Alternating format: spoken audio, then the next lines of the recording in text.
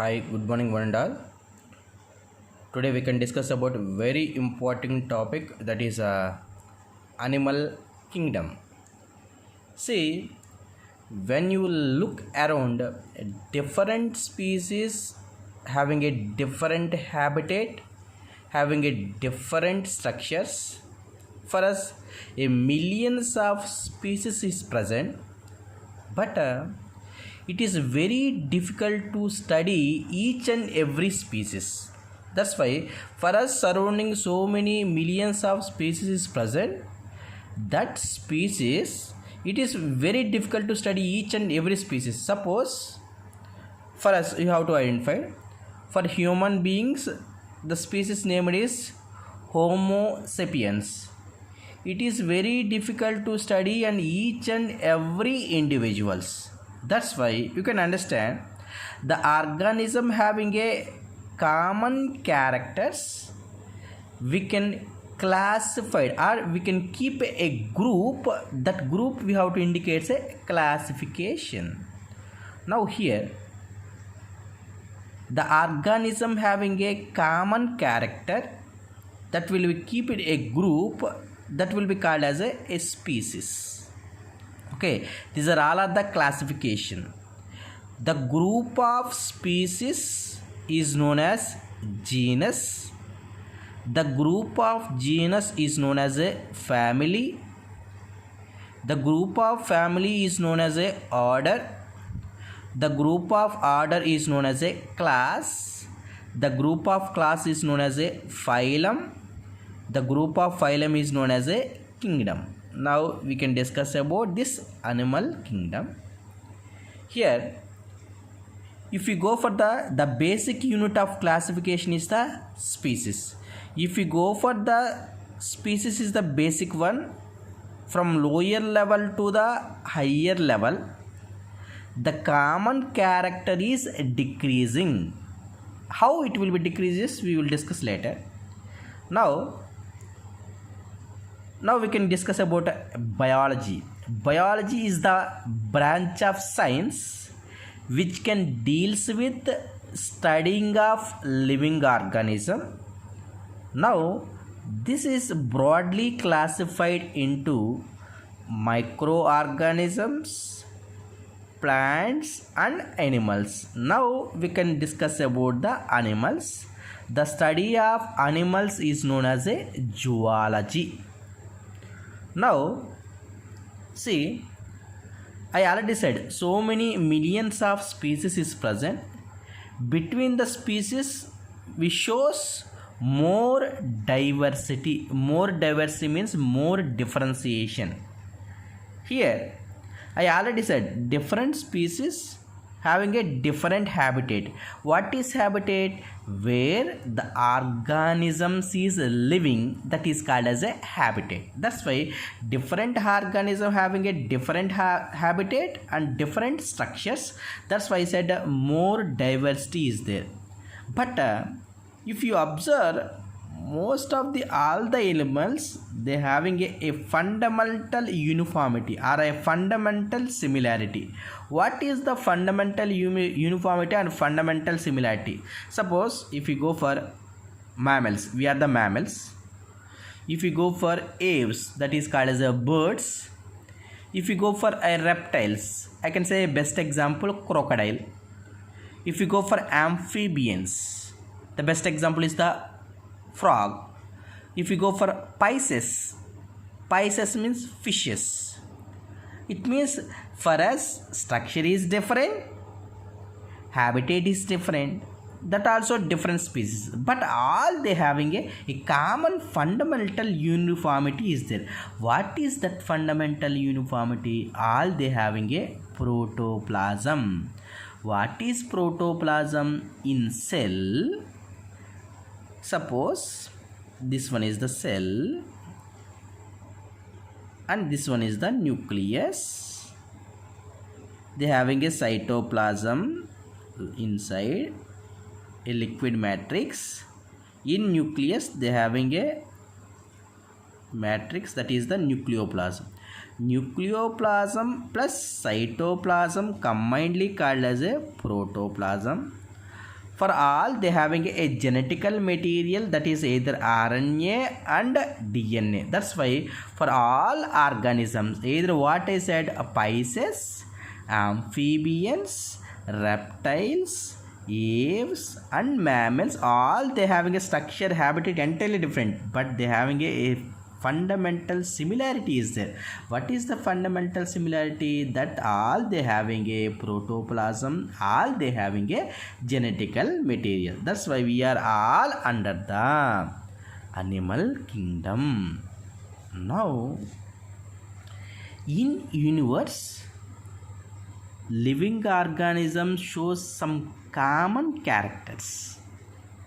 Based upon some common characters, we can classify that organisms.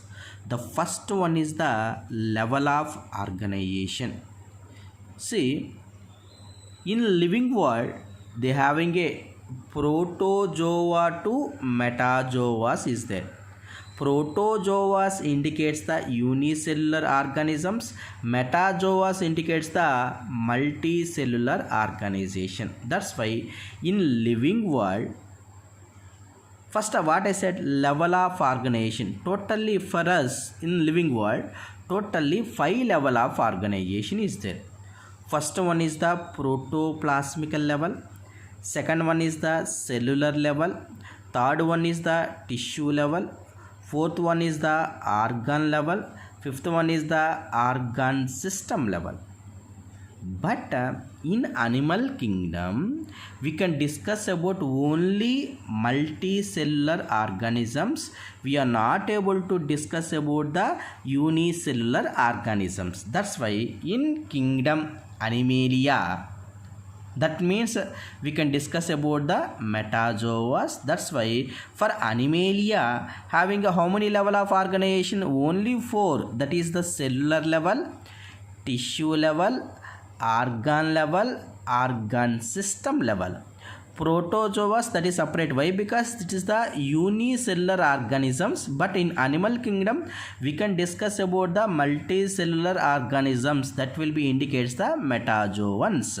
Okay, now see, protozoa. Zoa indicates animals, pro indicates pre.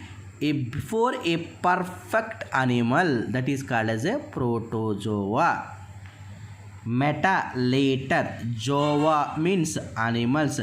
Later a perfect animal, that will be called as a metazoas. In animal kingdom, we can discuss about the metazoas, that is the multicellular organisms. Now first step, what I said, the similarities, the level of organization. In animal kingdom, total how many level of organization? 4 level of organization is present. Now I already said the basic unit of classification is the species. The next one is the genus, family, order, class, phylum and kingdom. Now we can discuss about the phylums. In animal kingdom, for us, the first phylum is the Porifera. The second phylum is the Cnidarians. Third phylum is the Ctenophora. Fourth phylum is the Platyhelminthes. Fifth phylum is the Ascahelminthes, are also called as a Nematoda. And sixth phylum is the Annelida. Seventh phylum is the Arthropoda. Eighth phylum is the Mollusca. Ninth phylum is the Echinodermata. 10th phylum is the Hemichordata. 11th phylum is the Chordata. Mammals is under the Chordata. Now level of organization from higher level, that is the, it means the basic level is the cellular level and the higher level is the organ system level. Now in Porifera, what level of organization is in? Cellular level of organization. The next, Cnidarians and Ctenophora, the level of organization is the tissue level. In Platyhelminthes, the level of organization is the organ level. From Asca helminthes to remaining Annelida, Arthropoda, Mollusca, Echinodermata, Hemichordata, Chordata, all they having a what level of organization? Organ system level of organization is seen. Now see, that's why first they will ask the question, in Porifera which level of organization is in? Cellular level of organization. Cnidarians and Ctenophorus they can show tissue levels, and organ level first time can be seen in Platyhelminthes. The organ system level first time can be seen in Asca helminthes. From there to up to Chordata, the level of organization is the organ system level. Now what is cellular level, what is tissue level? See,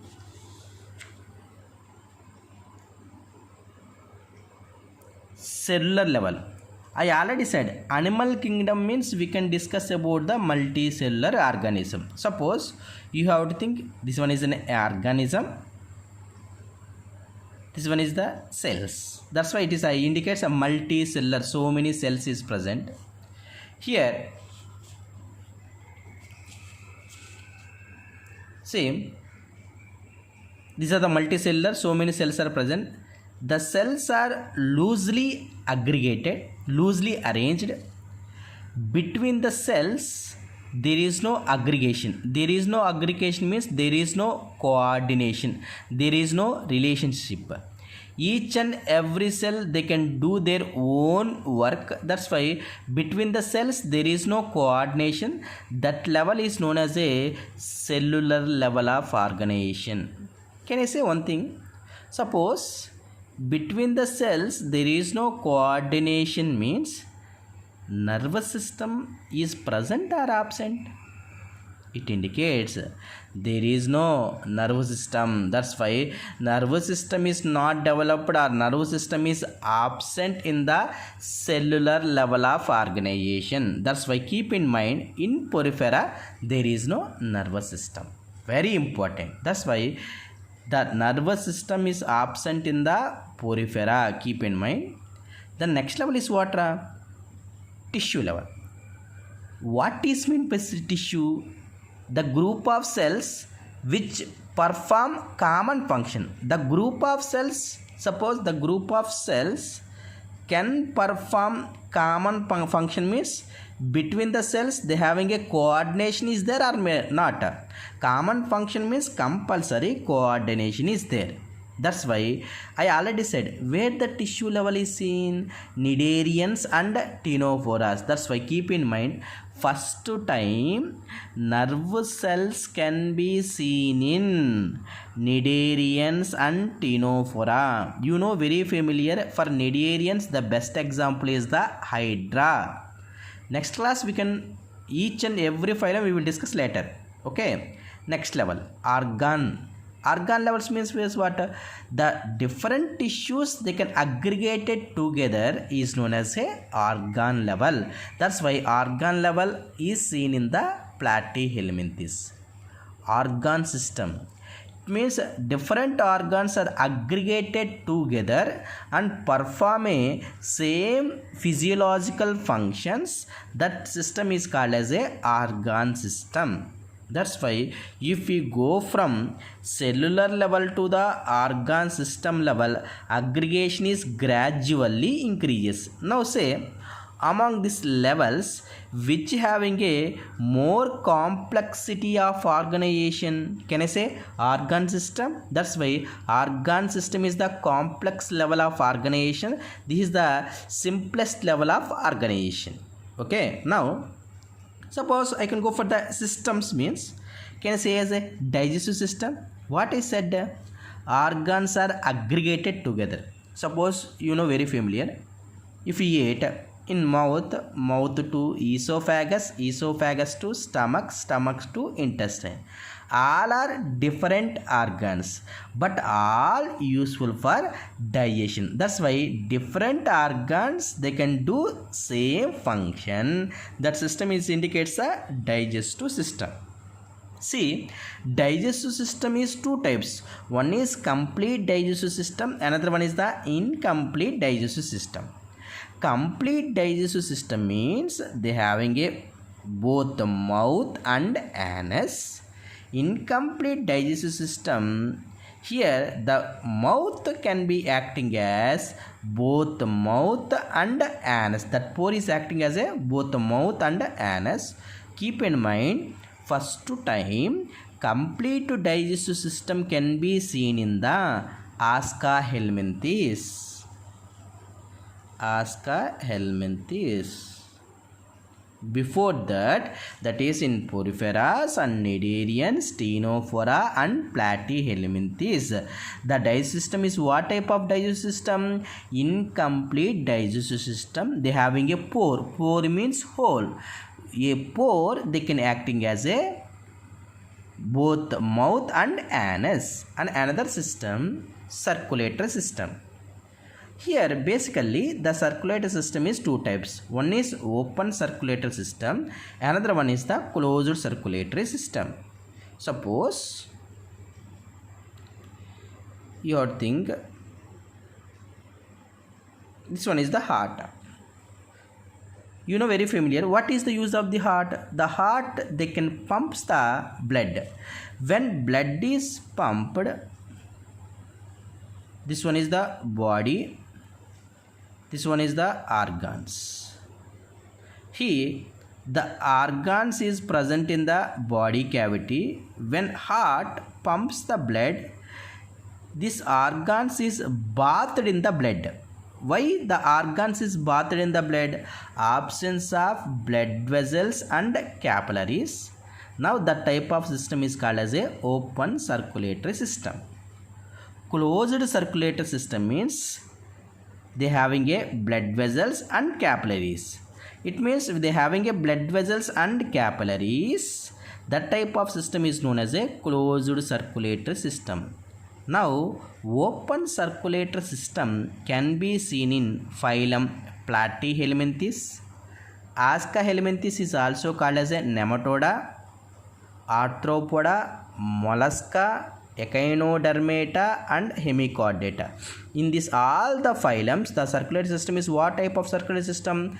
Open circulatory system.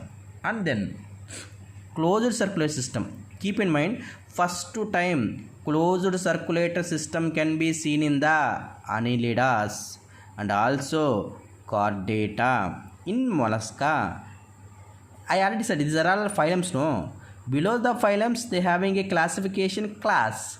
In mollusca phylum, they having a class. That class is called as a cephalopoda. In class cephalopoda, the circulatory system is the closed circulatory system. That's why in animal kingdom, these are all are invertebrates. What is invertebrates? If the organism having a vertebral column indicates backbone. If the organism having a vertebral column, that is called as a vertebrates. For this all, they don't having any vertebrates. That's why these are all are called as a invertebrates. That's why in invertebrates, closed circulatory system can be seen in the annelidas. Okay. Next, another one is called as a symmetry. Symmetry. See, what is symmetry? Suppose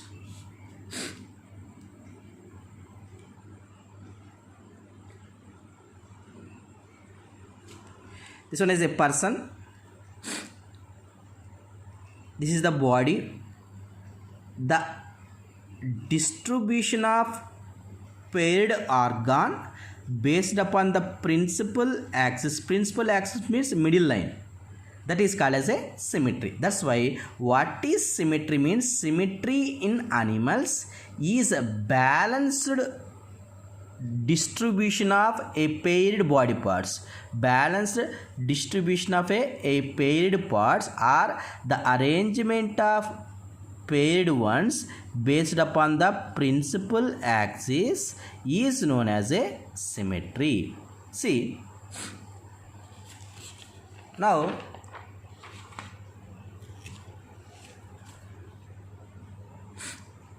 symmetries is three types. One is asymmetry mostly, another one is the radial symmetry, third one is the bilateral symmetry. Asymmetry. What is meant by asymmetry? Suppose this one is the body. If you cut the body in any plane, the body cannot be cut into two equal parts through any plane. That type of symmetry is known as a asymmetry. Suppose the organism some different like this. If you cut this body in equal parts, if you not able to cut the body in any plane in two equal parts, that type of symmetry is known as a asymmetry. That's why in porifera, that is mostly in porifera, the best example is the sponges. It is an organism. That's why in porifera, the mostly is what type of symmetry is seen? Asymmetry is seen. And then next symmetry is what? Radial symmetry. See, what is radial symmetry? Now this one is the organism. If you cut the body in any plane through oro-aboral axis. What is oro-aboral axis? Anterior part. This one is the posterior from anterior part to posterior part. If you cut the body in any plane, or if you cut the body in principal axis indicates middle line.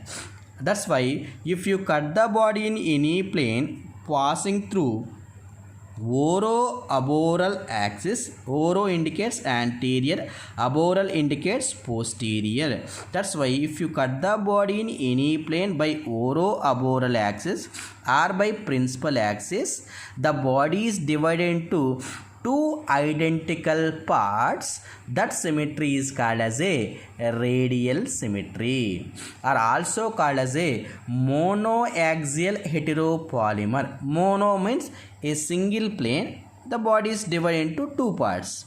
Heteropolymer, this is one polar region, this one is the another polar region, different poles is present. That's why that is called as a monoaxial heteropolymer. See, in which organisms this type of radial symmetry is seen? The organism having a diploblastical organs. What is diploblastical organs? The organism having a two germinal layer or two ecto or embryological layers. What is embryological layers?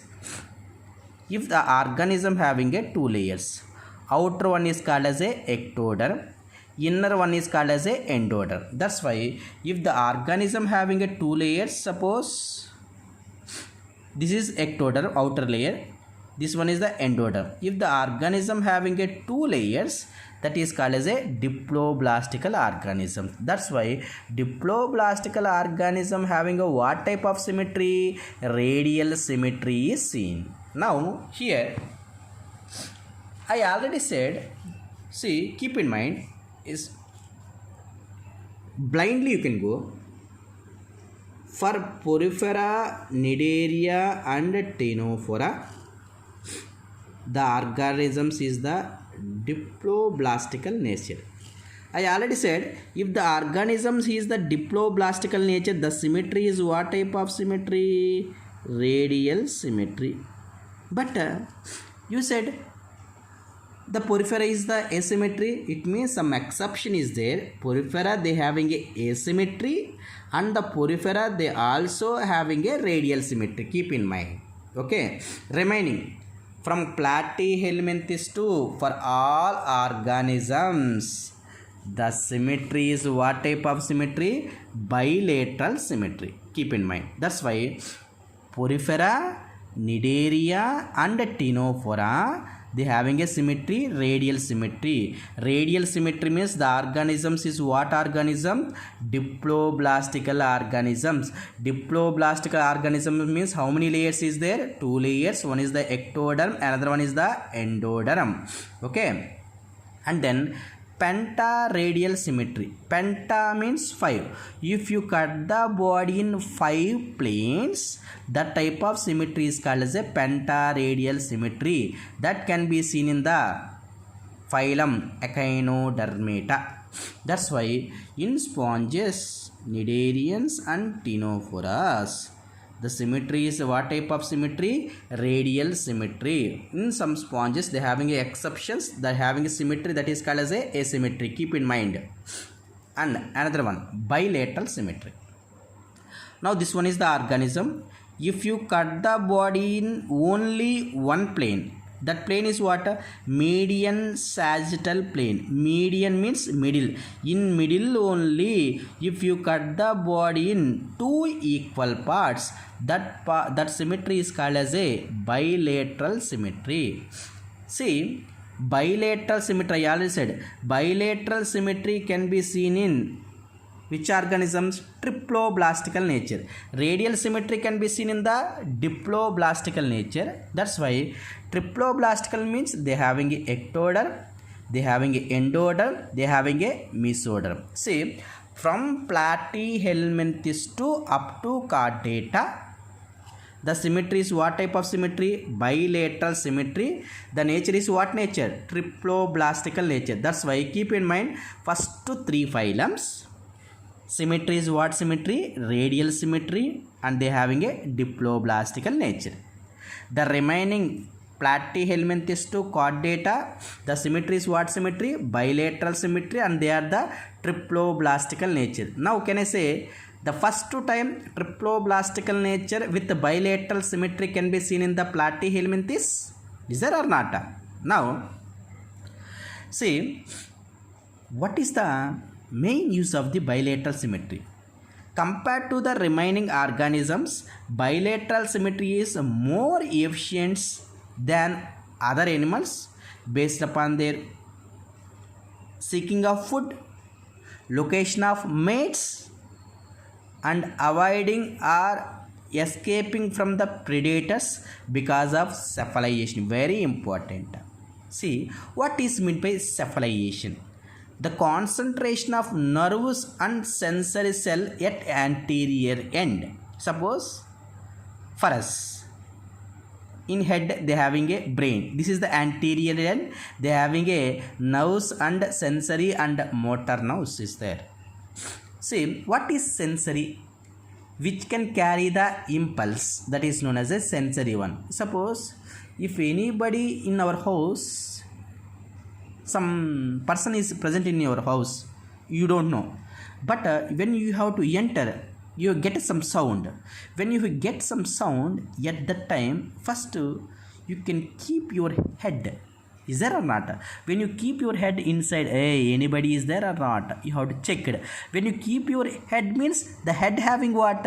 Nerves. That's why you are avoid or escaping from predator or attacking the predator or attacking a unknown person based upon your anterior head. That's why for us they having what type of symmetry? Bilateral symmetry. We are also they having a cephalization. Okay, next.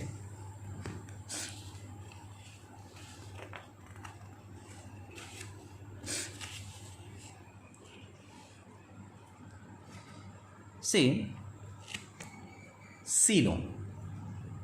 The next basic level is what? Coelom. What is coelom? See, the term coelom was coined by Haeckel. What is coelom? Suppose this one is the ectoderm, outer layer. This one is the endoderm, inner layer. Between ectoderm and endoderm, this space is called as a body cavity. This body cavity is lined by mesodermal epithelium cells. Epi means covering cells. That's why the body cavity which is lined by mesoderm and filled with fluid is called as a coelom. That's why coelom is the fluid filled space between the body wall. Outer layer is called as a body wall, and inner layer they having a visceral organs. What is visceral organs? Means the organs they having a smooth muscles with the blood supply is known as a visceral organs. The best one is the gut wall. Alimentary canal indicates the gut wall. That's why Coelom is the fluid filled space between the body wall and visceral organ. Now this fluid filled space is called as a coelom. Coeloms is three types. One is the acoelomates, second one is the pseudocoelomates, third one is the true or eucoelomates. Keep in mind, coeloms at what time we will discuss means when the organism having a three layers, that is the triploblastical nature. Can I say first time triploblastical nature can be seen in which phylum? Platyhelminthes. That's why in Platyhelminthes, which type of coelom is there? Acoeloms. After Platyhelminthes, next one is what? Ascahelminthes. In Ascahelminthes, we can see what type of coelom? Pseudocoelom. The next one, Annelida. From Annelida to Chordata, the coelom is what type of coelom? True coelom. Okay. Now, what is meant by acoeloms? This one is the ectoderm. This one is the endoderm. This one is the body cavity.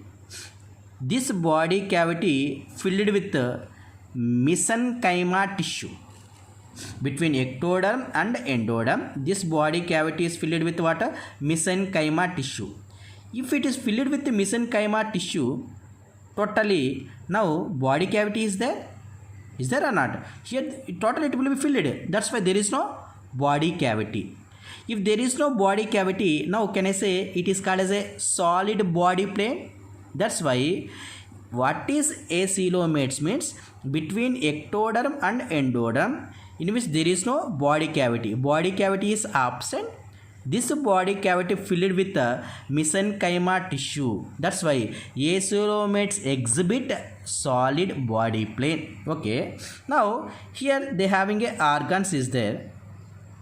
Here there is no space. If there is no space, the organisms it can the organs it can move freely? No. That's why internal organs cannot move freely in the acoelomates. Second one, pseudocoelomates. Pseudo indicates false. I already said pseudocoelomates can be seen in the phylum of Ascahelminthes. Now this one is the ectoderm, this one is the endoderm, this one is the body cavity. In embryonic stage,